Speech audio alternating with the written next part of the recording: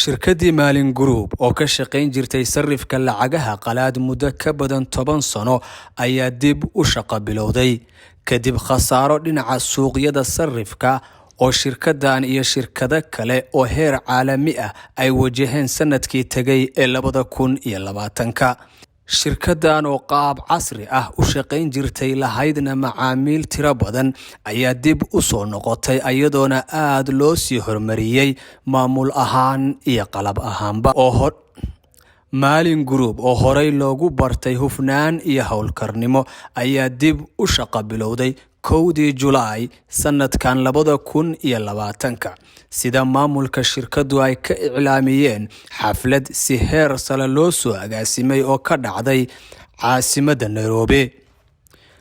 120 cisho ee la soo dhaafay maamulka shirkadu waxa ay sheegeen in ay wadeen diiwaan gelinta macaamiishii hore ee shirkadda ee tabashooyinka kala duwan qabay sida lacaguhu ka maqan yihiin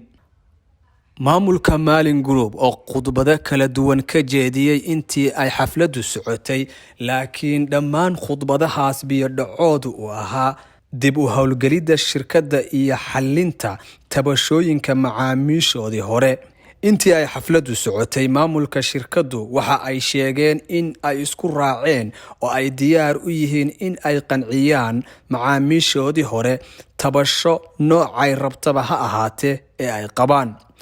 balse maamulka shirkaddu waxa ay hoosta ka xariiqeen in ay jiraan dad dana gaara leh oo isku dayaya in ay magaca shirkadda ka dilaan maadaama shirkaddani ay macaamiil tiro badan ku leedahay Soomaalida iyo dadiyowga kalaba walaalayaal anigoo ku hadlaya guddiga cusub ee loo sameeyay shirkadda Maalin Group hal u raadinta wax ka qabadka horumarinta shirkadda warxuma tashiilku wax ma taro dambiguna ruuxa buu hoojiyaa waxba kuma keenayo warxuma tashiilka shirkadda laga sheegahay ee faraha badan hal iska daayo hana laga tanaasulo shirkadda wax qabadkeeda iyo la xisaabtankeeda iyo xog ogaalkeeda hal soo raadsado marka koobaad waxa mahad iskale Allah subhanahu wa ta'ala halkaas uu kana keenay mahad rabbi subhanahu wa ta'ala kadib waxa mahad leh madaxa guud ee shirkadda Maalin Group oo caaw halkan ku dahfurahaya sida ay shirkaddii dib ay shaqada ugu bilaabi lahayd ama ay shaqada u bilaabi lahayd iyo dahfurka guddiga howlaha guud ee samaynta bixinta iyo wanaaga shirkadda markaan taa ka soo tago shirkadda caawita warmartiyeedka ay soo saarayso waxa ka horeeyay warmartiyeedyo fara badan oo ay hore u soo saartay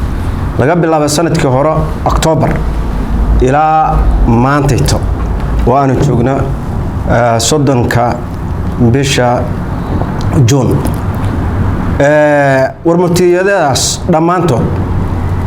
mid kasta wixii ay shirkadda ka hadashay sidii uu ahaa ayay u fuleen waxa ugu dambeeyay kii shirkaddu ay ballan qaaday in ay dadku isdiiwaan galiyaan taariikhdu markay ahayd 28 February sanadkan 2021 kadaas ama cid kasta oo muxuu ahay ku soo faa'iiday oo ku soo ceshtay in ay awaamirta shirkadda ay bixinayso iyo talaabooyinka ay tilmaamayso in ay muxuu ahaay ay la socdaan shirkaddu wuxuu u sameeyay gudoomiyaha system buuxa oo ah qaybta muxuu ahay maamulka qaybta muxuu ahay shaqada iyo maalgelinta qaybta gudiyada tixraaca iyo muxuu ahay maaragtay iyo dhibaatooyinka xalintooda qaybta muxuu ahay diiwaan gelinta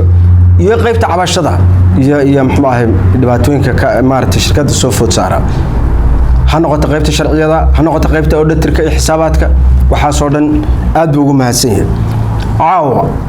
waxaan rajaynayaa halkan in uu gudoomiyuhu iyo guddiga oo wada jiro ay kaga soo jeedinayaan qodobo aad u muhiim ah qodobka koobaad waxa weeye waa magacaabida guddiga howlaha guud ee shirkadda Maalin Group guddigaasoo macnihiisu uu yahay guddiga xal u helidda dhibaatooyinka shirkadaasu soo food saaro kuwa hore u soo food saaray iyo kuwa hadda dhici karaba guddigaasu wuxuu leeyahay saldhig wuxuu samaystay xafiiskaasu wuxuu ka furay meesha la yiraahdo Slim Mall dabaqa afraad xafiiskaas oo wax allaala wixii cabasho ah iyo wax allaala wixii dhibaato ah uu xal uga gaarayo guddigaas oo sidii hore u sheegayba gudoomiyaha uu madax u yahay Sheekh Cabdullaahi qodobka labaad ee shirkadda ay caawa ay ka hadashay ama ay isla go'aansatay waxa weeye dib u furidda diiwaangelinta macaamiishii aan wali isa soo diiwaangelinin kuwaasoo laga doonaya taariikhdu markay tahay second bishan July inay bilaabaan inay soo diiwaangeliyaan ayna ku eg tahay 31 July intaas waxa laga codsanayaa qof kasta oo macaamiil ahaa inuu isku soo diiwaangeliyo waqtiga inta leeg qofkii aan isku soo diiwaangelinin waxa dhici doonta inaan dib aan systemkaas aan loo furi doonin qodobka saddexaad waxa weeye shirkadu sida hore u sheegtayba inay shaqo bilaabayso bishan June taas oo bishaara ah bishan July taas oo bishaara ah umada macaamiishii dhammaantood gaal iyo muslim waxay ahaayeenba shirkadda Maalin Group ay aad u sugayeen taas oo ah bishaara caawayta aan ku wada faraxsanahay taas oo caawa ay tahay habeen aad u macna badan habeen aad u sharaf badan taas oo ay ka dhabaysay shirkadii ballanqaadyadeedii iyo wax allaala wixii ay hore uga soo hadlaysay oo ay tahay caawa habeenka guusha ama habeenka waxaan rajaynayaa inay la mid tahay maalinta xornimada ay qaadatay Soomaaliya inay caawa la mid tahay oo isla caawa kala ah oo ah kowda luuliga waxa caawayto xornimadeedii dib u qaadatay oo dib u shaqeynayso oo shaqadeedii bilowday shirkadii Maalin Group taana waa guul soo hoyatay waxaana sharafteeda leh ninka u soo dhawaad adeegay oo ah gudoomiyaha Maalin Group madaxa Maalin Group Cabdalla qodobka afraad oo ay shirkadu ay cadaynayso oo ay caawa ka hadlayso waxa weeye in dadkii macaamiisha ahaa ee Maalin Group ee aanan isu soo diiwaangelinin iyaga oo heli waayay koodkii ay isku diiwaangelin lahaayeen inay shirkadu u fududaynayso in si iskooda ay isu diiwaangeliyaan ayaga oo muxuu ahaayeen marka isdiiwaangeliyaan koodna la siin doono shirkadu kood u qaas ah siin doonto ayagoo la rabo inay qaybta commentiga ay ku soo qoraan cidda wakiilka u ahayd markay soo diiwaangeliyaan kadib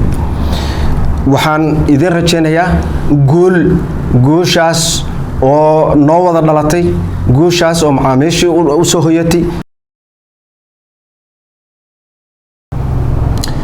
waxaa sharaf iyo mahad ah dadka aan la shaqaynay oo ay ka mid yihiin maamulada sare sida Cabdalle inay ii fududeeyeen in wax walba oo shirkadda horumarkeeda iyo hor socodkeeda aan ka ogaado diiwaangelinta hadaan u soo noqdo marar badan waxaa la dhahay hal is diiwaangeliyo oo suldaanka u soo cadeeyay dad badan ka cagajiidayo waan ogahay sababa khaas ah iyo sababa maaragtay gooni baa noqotay qofku dhahaya oniga waxaagi ka lumay ayaan rabaa inaan ku celiyo laakiin soo qoro aan isla fahanna wixii aad leedahay hebela wuxuu yiray maya waxba problema la wadaayo shirkadaani maaragtay ii sheeg waa iska afo waxyaalo saas oo kala aad oga tagaysid waxyaalihii adiga xaq aad u lahayd waxaan leeyahay macaamiisha Maalin Group waxa ka maqan soo cadayso isi soo diiwaangeliya fursadani waa fursad qaaliya kambanigani waa kambani hore u socda war waa dhamaaday oo waxaan gudoomiyihii iyo khiyaarta iga horeysay ayaa horta warkii iga dhameysay waa mahadsantiin Allah idin barakeeyo ilaahay aanu mahad celinaa maanta markii ugu horeysay oo aan shirkadan soo dib u soo gaaray aan arrimaheeda aan ka hadlo waaye waxyaabaha ugu muhiimsan iyo warkii hadda xooggiisa waa gudoomiyaha iga dhameeyay laakiin alxamdulilah waa waxyaabo yar yar ah aan rabaa inaan baraarujiyo insha Allah waxyaabaha ugu muhiimsan sanad iyo 5 bilood ku dhow iyo 4 bilood ku dhow ayaa horto dibkii markuu na gaaray shirkadda gaaray ka soo wareegtay waxyaabaha ugu muhiimsan oo noo qabsoomay waxay tahay in shirkadda maanta waxyaabihii hore oo dibku soo gaaray ama ciladihii keenay ama asaaskii hore khaldamay in maanta aanan khaldamin insha Allah wax badan ay saxan yihiin arinta diiwaangelinta ayaan rabaa Suudaanka warkiisa aan xoojiyo arintaas diiwaangelinta waxay bilaabatay 28 February 2021 sanadkan ilaa 30 May socotay muddaas intaas dheer waxaan markasta ku dadaalaynay ama la tacaalaynay sida aan dadka xoolaha ka maqan yihiin loo diiwaangelin lahay annagoo markasta muhiimadda saaraynay ummadda shirkadda wax ku tabayo inaan sax u cadeeyno marka arintaas aan xoogga saaraynay oo intaas oo maalin socotay oo intaas oo video ah iyo intaas oo qoraal ah iyo intaas oo shirkadda daatadeeda ku soo baxday xogteeda waxaan xoogga saaraynay in barnaamijkaas uu sax ku noqdo ama uu hirgalo arintaas aan rabaa inaan Suudaanka xoojiyo aan ku dhaho wixii ka dambeeya fursadda diiwaangelinta waxaan siinay muddo bil ku aadan oo bilaabo doonto 2 bisha July 2021 kuna eeg 31 July waa muddo bilah bishaas aan fursad u sii doono dadkii diiwaangelinta ka qayb qaadan inay is diiwaangeliyaan qof kasta oo ka qayb qaadan diiwaangelinta waxaan aad uga codsanaynaa inuu diiwaangelintaas aqbalo min fadlan waxa aan la baryo tameeno oo maalin kasta daacad u taaganahay oo gudoomiyaha iyo afayeenka ay u qeylinayaan waa xuquuqdi ka maqneed oo shirkadda ku sheegatay in aan xaqiijino oo kaliya wax kale oo barnaamij laga rabo ma jirto annaga idin cadeynayno barnaamijkaas sameeya diiwaangelintaasna ka qayb qaata dadkii hore u haysta koodka ha sameeyaan kuwaan haysan shirkaddu system ay u sameysay kaliya ha dhaho qofkaas ayaa lacag iga qaaday meesha commentiga oo arki doono marka foomka buuxinayo ha ku daro qofku